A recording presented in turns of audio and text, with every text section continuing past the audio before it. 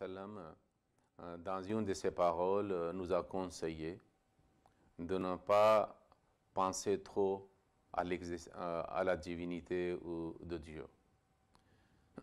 Parce que des fois, lorsqu'il y a beaucoup de questions qui sont posées et la discussion ou le débat est fait, et ceux qui font, des fois ils sont athées, mais des fois ils sont croyants de différents niveaux. Alors il est possible que quelqu'un commence à entretenir et quelqu'un commence à entretenir, c'est-à-dire des doutes concernant l'existence de Dieu. Et des fois, une connaissance qui est toujours une connaissance limitée pour l'homme, pour c'est-à-dire amener vers des doutes en existence de Dieu, et puis ainsi l'homme peut s'éloigner de Dieu. Je ne veux pas dire qu'on ne doit pas poser de questions, ok? Mais avoir trop de soupçons et c'est-à-dire penser trop, comment Dieu est, comment, c'est-à-dire pourquoi il fait ça, pourquoi il ne fait pas ça, si Dieu est, c'est-à-dire Dieu existe. Des fois, ce sont des questions qui sont posées par les athées ou antagonistes ou ceux qui ne croient pas à Dieu, qui sont contre leur religion aussi. Donc, lorsqu'on a des idées contradictoires concernant l'existence de Dieu, l'homme arrive à avoir des doutes. C'est pour cela, c'est conseillé. Et selon le Saint-Coran, c'est-à-dire si quelqu'un fait trop, alors le Satan peut le suivre et éloigner de Dieu. Dieu envoie toujours ses prophètes. Il y a des gens avec qui Dieu fait la communication, qui parlent avec eux. Ce sont des signes véritables de l'existence de Dieu. Il y a le Saint-Coran, il y a les prédictions du Saint-Coran, alors qu'il y a des arguments logiques, scientifiques, convaincants concernant l'existence de Dieu. Mais malgré cela, des fois, les gens posent beaucoup de questions dans leur esprit ou aux autres aussi, et ils commencent à entretenir des doutes. À ce propos, nous lisons dans le Saint-Coran, Dieu dit dans Surat Al-Hajj, وَمِنَ النَّاسِ مَنْ يُجَادِلُ فِي اللَّهِ بِغَيْرِ عِلْمٍ وَيَتَّبِعُ كُلَّ شَيْطَانٍ مَرِيدٍ. Et parmi les gens, il y en a qui, sans savoir aucun, discutent au sujet d'Allah et suivent chaque Satan rebelle. Il faut savoir que si ces idées naissent dans l'esprit, on doit faire istighfar et on doit essayer de chercher le soutien divin et son aide, que Dieu accorde la foi en l'existence de Dieu, et Dieu nous accorde la proximité de Dieu et une certitude concernant, c'est-à-dire l'existence de Dieu. Parce que l'existence de Dieu est la réalité principale de cet univers, que Dieu existe. Mais des fois, les gens commencent à avoir les doutes. C'est pour cela que le Saint-Prophète sallallahu alayhi wa sallam n'a pas apprécié d'avoir trop de questions concernant, c'est-à-dire l'existence de Dieu ou de Dieu. Pourquoi? Tout d'abord, l'homme est fait de l'âme et de corps. Tant qu'il est vivant sur cette terre, la plupart de ses affaires sont mondaines, physiques, matérielles. Mais Dieu n'est pas une entité ou un être physique. Il est un être spirituel. Alors, à travers ses attributs, on peut s'approcher de Dieu. On peut reconnaître Dieu. On peut connaître Dieu. Mais si quelqu'un a son expérience personnelle avec Dieu, soit il reçoit la révélation, soit ses prières sont exaucées, soit il trouve, c'est-à-dire il sent fortement avec la certitude de son amour, et ainsi il reste fidèle à Dieu, son cas est différent. Par rapport aux débutants, et des fois trop de questions c'est-à-dire conduit vers des soupçons et puis des doutes. Ainsi, on peut s'éloigner de Dieu. Par exemple, des fois, les gens, à un moment donné, ils sont trop inclinés vers acte d'adoration, vers Dieu. Et puis, lorsque, après un peu de temps, ils trouvent que les prières ne sont pas exaucées et puis les affaires ne sont pas réglées, et puis ils commencent à avoir des doutes. Au lieu de corriger la façon qu'il était en train d'adorer Dieu, au lieu de se réformer, et au lieu de, c'est-à-dire chercher le droit chemin pour s'approcher de Dieu, pour faire les actes d'adoration, au lieu de se réformer, pour avoir un mérite quelconque, ou pour mériter la réponse de la part de Dieu, la clémence de la part de Dieu, alors l'homme s'éloigne. C'est pour cela, Allah avait dit aussi dans le Saint-Coran, et le Saint-Prophète sallallahu alayhi wa sallam nous a aussi conseillé, que des fois, trop de questions concernant l'existence de Dieu, alors pour créer des doutes dans l'esprit de l'homme, et puis il s'éloigne de Dieu jusqu'à, il est possible, il commence à refuser l'existence de Dieu, il rejette, il a dit, Dieu n'existe pas, ce sont des choses fabriquées par les gens. Et comme les athées disent que l'existence de Dieu ou l'idée de Dieu est une fabrication de réflexion ou de pensée de certains, soi-disant religieux, malgré que ce n'est pas correct. Dieu, qui est créateur de cet univers, il est éternel dans ses attributs comme éternel dans son être. Il parle comme il parlait auparavant. Il écoute comme il écoutait auparavant. Il est vrai que certains religieux même entretiennent cette idée que Dieu a cessé de parler aujourd'hui, surtout certains musulmans non ahmadis. Mais la vie de Dieu peut être établie seulement par ses paroles, qu'il parle à ses bien-aimés.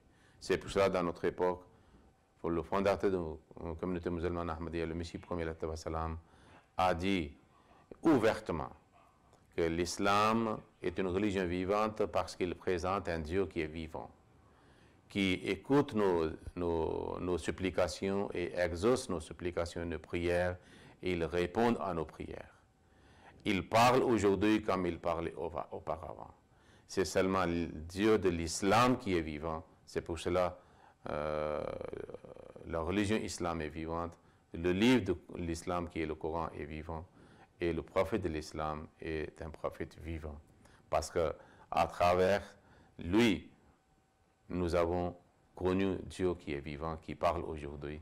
Alors, c'est le seul argument ou expérience certes et sûr que Dieu parle.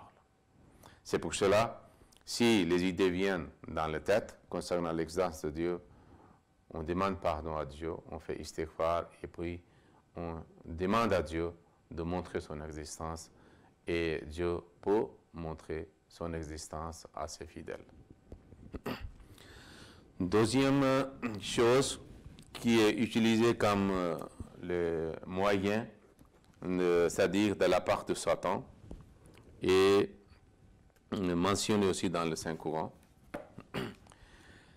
Allah dit dans le Saint-Coran, dans Surat Al Imran, verset 176, par exemple, il dit Innama zalikum shaytanu yukhawifu awliya'ahu fala takhafuhum wa khafuni in kuntum mu'minin.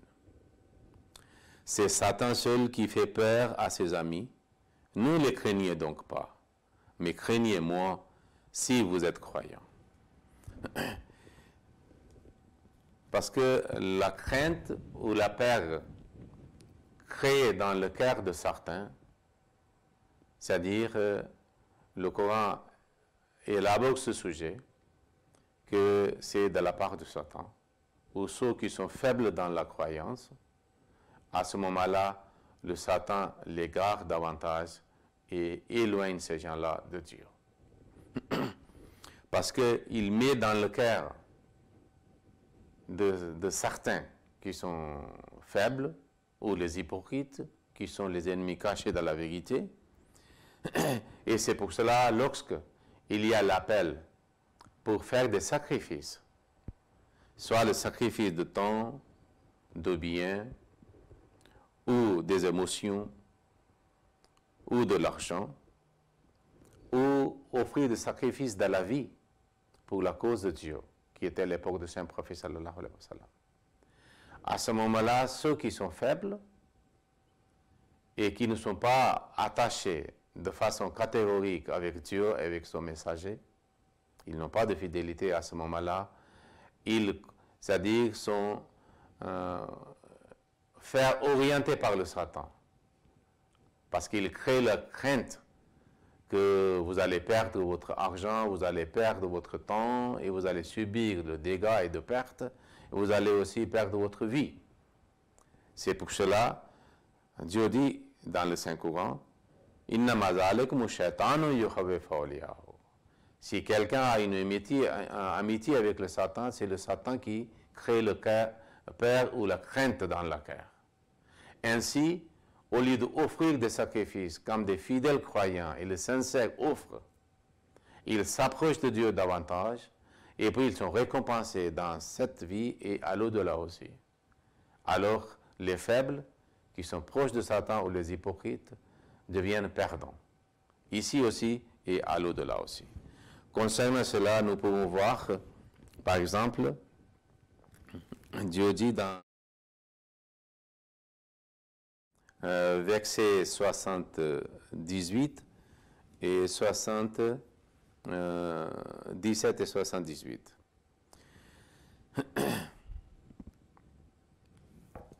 Et dans cette 78 et 79, il dit Alam tara ila allazina qila lahum kuffu aydiyakum wa aqimu salata wa atu zakata falamma kutiba lahumul qitalu idha fariqun minhum yakhshawna an-nasa ka khashyatillahi aw ashadda khashyatan wa qalu rabbana lima katabta alayna al-qitala lawla akhartana ila ajalin qarib kul mata'u ad-dunya qalil wal akhiratu khairum liman ittaqa wa la tuzlamuna fatila.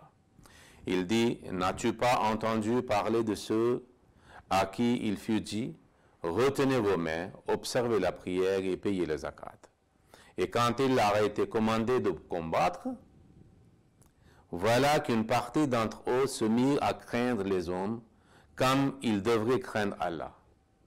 Ou encore davantage, et ils diront, notre Seigneur, pourquoi nous as-tu prescrit le combat? Pourquoi ne nous accordes-tu pas du répit pour quelque temps? Dis, les avantages d'ici-bas sont peu, et l'au-delà vaudra mieux pour celui qui craint Allah, et vous ne serez pas lésés, même pas d'un iota. Cela signifie qu'ils ont peur d'aller, c'est-à-dire dans le combat. Parce qu'à l'époque de Saint-Prophète, sallallahu alayhi wa sallam, l'islam et les musulmans étaient attaqués par les armes et en forme de la guerre, alors les fidèles doivent aussi doivent se défendre. Et Allah avait donné la permission. Et à ce moment-là, il y a certains qui ont montré la faiblesse, et c'était les hypocrites, plupart. Ils pensaient que si nous allons là-bas, nous allons mourir. Alors, c'est ainsi qu'ils suggèrent aux autres aussi, que selon eux, qui sont aussi faibles comme eux, qu'il ne faut pas aller là-bas, parce que vous allez mourir. Alors, cette crainte et cette peur de mort est créée par le Satan, comme Dieu dit que Satan met cela dans le cœur de ses amis, qui sont proches de lui. Mais Dieu dit, vous avez crainte de mort parce que vous êtes faible en votre foi. Il a dit que vous pensez que si vous restez à la maison, vous n'allez pas mourir.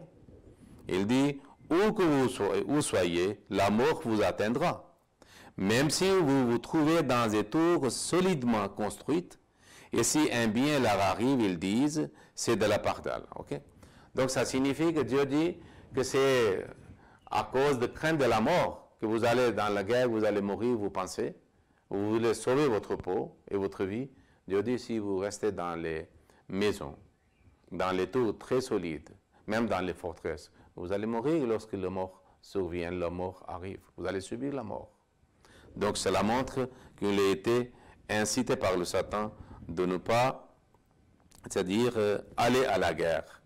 Et ils ont montré, c'est-à-dire faiblesse. Comme Dieu dit dans le Saint-Coran, par exemple, dans Surat Al-Ahzab, il a parlé des croyants aussi, fidèles, il a parlé des mécréants aussi. Par exemple, il dit dans le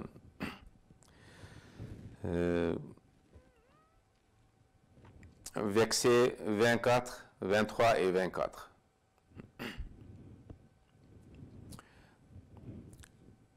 Et avant même, dans le verset 13, Dieu dit وَإِذْ يَقُولُ الْمُنَافِقُونَ وَالَّذِينَ فِي قُلُوبِهِم مَرَضٌ مَا وَعَدَنَا اللَّهُ وَرَسُولُهُ إِلَّا غُرُورًا. Parce que dans Surat Al-Ahzab, au départ, dans le premier verset, Dieu parle que les mécréants, ils se sont réunis, toutes les tribus, ensemble contre les musulmans. Surtout dans la bataille de Fossé, Ghazwa Ahzab. À ce moment-là, les hypocrites, c'est-à-dire avaient peur et la crainte. Il a dit que la promesse de Dieu et de son messager était une tromperie. Parce qu'eux, ils pensent que la promesse sont toujours les promesses de victoire, de choses matérielles et aisance et confort mondain. Non, il y a des sacrifices à offrir. Et les fidèles croyants de l'époque de tous les prophètes ont offert, c'est-à-dire des sacrifices. Et c'est pour cela il y a certains, le Coran dit, il y a certains parmi eux qui commencent à demander la permission que nous voulons rester à la maison parce que nous avons tel et tel problème. C'est en réalité, c'était la crainte créée par le Satan dans la cœur. Ils disent, inna buyutana awratun, que nos maisons sont exposées, sont en danger. Donc nous voulons protéger la maison. Mais en réalité, ils ne voulaient pas, parce qu'ils n'étaient pas fidèles, ils n'étaient pas sincères, il avait une hypocrisie dans la cœur. Et le Satan les a menacés de la mort. Et alors, plus tard, Dieu dit, فَإِذَا جَاءَ الْخَوْفُ رَأَيْتَهُمْ يَنْظُرُونَ إِلَيْكَ تَدُورُ أَعْيُنُهُمْ كَالَّذِي يُخْشَى عَلَيْهِ مِنَ الْمَوْتِ. Il a dit que tu les vois tourner la regarde vers toi, leurs yeux roulants comme ceux de quelqu'un qui s'évanouit à l'approche de la mort. Donc, ils ont tellement peur et la crainte qu'avant la mort, comme ils vont mourir. Mais il y a des fidèles, croyants, qu'est-ce qu'ils disent? Dieu dit, وَلَمَّا رَأَى الْمُؤْمِنُونَ الْأَحْزَابَ قَالُوا هَذَا مَا وَعَدَنَا اللَّهُ وَرَسُولُهُ وَصَدَقَ اللَّهُ وَرَسُولُهُ وَمَا زَادَهُمْ إِلَّا إِيمَانًا وَتَسْلِيمًا. Et lorsque les croyants vinrent les confédérer, ça veut dire les groupes ensemble, les mouchriquins de la Mecque et les autres tribus, ensemble, ils ont fait une armée contre les musulmans. Alors que lorsque eux, ils ont vu, c'est-à-dire que les confédérés sont là, ils ont dit, qu'est-ce que les croyants ont dit? Voici ce que Allah et son messager nous ont promis. C'est aujourd'hui, c'est le moment pour montrer la fidélité et la sincérité pour la cause d'Allah et offrir des sacrifices, même sacrifice de la vie. Voici ce que Allah et son messager nous a promis. Et Allah et son messager disaient la vérité. Et cela ne fit d'accroître leur foi et leur soumission. Ça veut dire les croyants, leur foi s'augmente. Lorsqu'ils voient qu'Allah avait promis qu'il y aura confrontation, il y aura le moment que vous serez attaqués, il y aura le moment que vous risquez de votre vie. Mais les fidèles croyants sont prêts à offrir leur vie pour la cause d'Allah. C'est pour cela que Dieu dit, davantage, il continue à dire, مِنَ الْمُؤْمِنِينَ رِجَالٌ صَدَقُوا مَا عَاهَدُوا اللَّهَ عَلَيْهِ وَمِنْهُمْ مَنْ قَضَى نَحْبَهُ وَمِنْهُمْ مَنْ يَنْتَظِرُ وَمَا بَدَّلُوا تَبْدِيلًا. Parmi les croyants, il y a des hommes qui ont été fidèles au pacte qu'ils ont fait avec Allah. Il y en a parmi ceux qui ont accompli leur vœu. Il y a déjà qui ont déjà offert, accompli leur vœu pour offrir leur vie pour la cause d'Allah.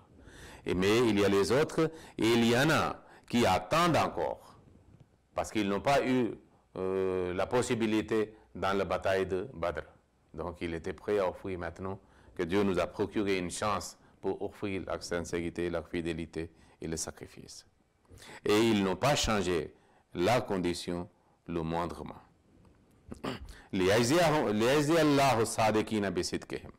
Afin qu'Allah puisse récompenser les véridiques pour leur fidélité. Voilà le cas des croyants. Ils ont le courage au lieu d'avoir le peur et les craintes. Mais ceux qui sont proches de Satan, qui sont incités par le Satan, dans le cœur de qui le Satan a mis la crainte et la peur, alors ils montrent leur faiblesse et leur hypocrisie. Et toute occasion pour offrir des sacrifices, ils le considèrent comme malheur pour eux. C'est pour cela, Dieu dit dans le Saint-Coran que ce sont c'est-à-dire, c'est le Satan qui le fait.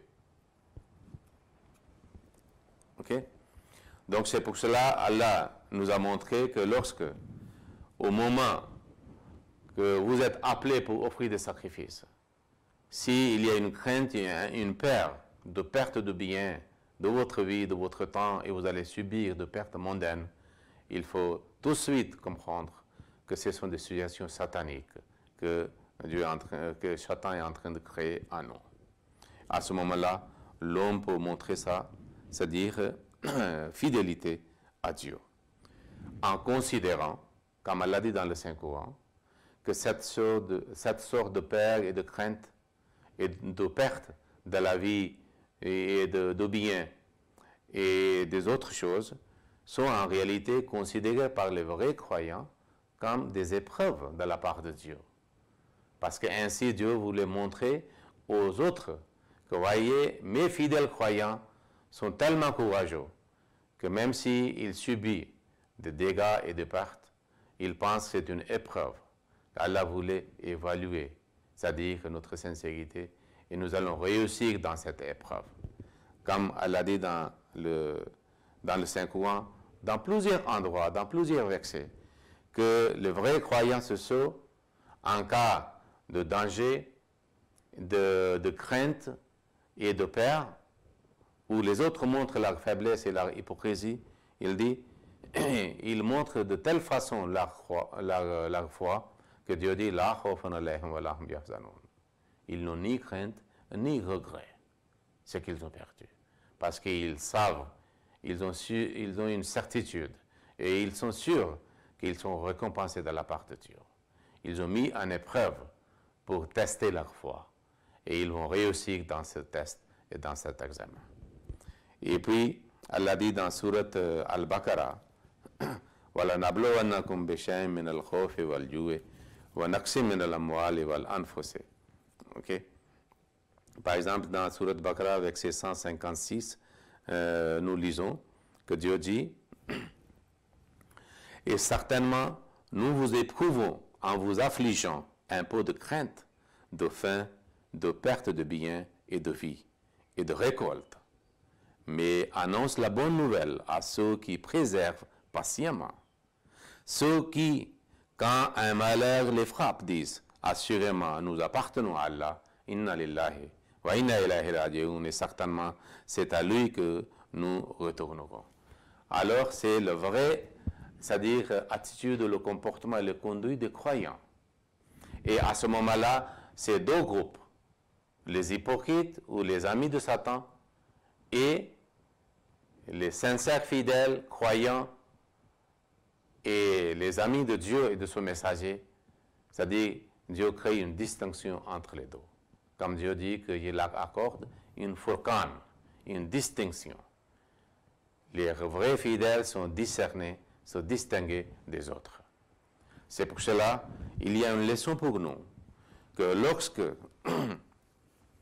en apparence, il nous semble une occasion quelconque de perte, parce que les fidèles, par exemple, ils dépensent dans le chemin de Dieu leur bien, leur richesse, leur argent.